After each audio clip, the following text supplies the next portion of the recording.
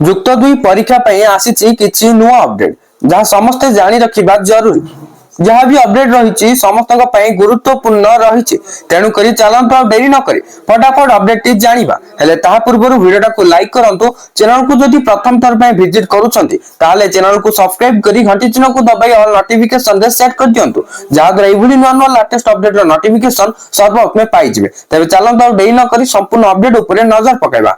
युक्त दुई परीक्षा 2024 पे फॉर्म पूरण लगी पुणी सुजोग देइछि उच्च माध्यमिक शिक्षा परिषद बा सीएचएसई।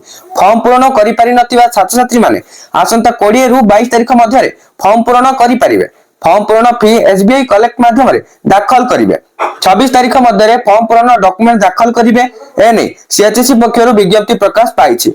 समस्त कला विज्ञान वाणिज्य और धंदामूलक शिक्षा करस्पोंडेंस कोर्स रो पिला माने मध्य 450 टंका फाइन सह फॉर्म पूरण करि पारिबे। सूचना योग्य बिना फाइन रे नवेम्बर 1 रु 29 तारिख पर्यंत फॉर्म पूरण पई सीएचएसई पक्षरु कहा जायतिला। एई तारिख मध्य फॉर्म पूरण करि पारि नथिबा छात्र छात्री डिसेंबर 1 रु 4 तारिख मध्य 100 टंका जरिमाना सह फॉर्म पूरण करिथिले। तथापि किछु छात्र छात्री फॉर्म पूरण करि न परिबारु परे 6 रु 7 तारिख एवं गत 11 रु 13 तारिख पर्यंत फॉर्म पूरण रो सुजोग देइथिला सीएचएसई। एबे पुणी थरे फॉर्म पूरण अवधि बढ़ाई परिषद। सीएचएसई परीक्षा नियंत्रक अशोक कुमार नायक कहते पिलांको आवश्यकता को दृष्टि रखी फॉर्म पूरण अवधि को वृद्धि करा जायछि। मात्र पूर्व निर्धारित कार्यसूची अनुसार समस्त प्रैक्टिकल एवं थ्योरी परीक्षा हेबो।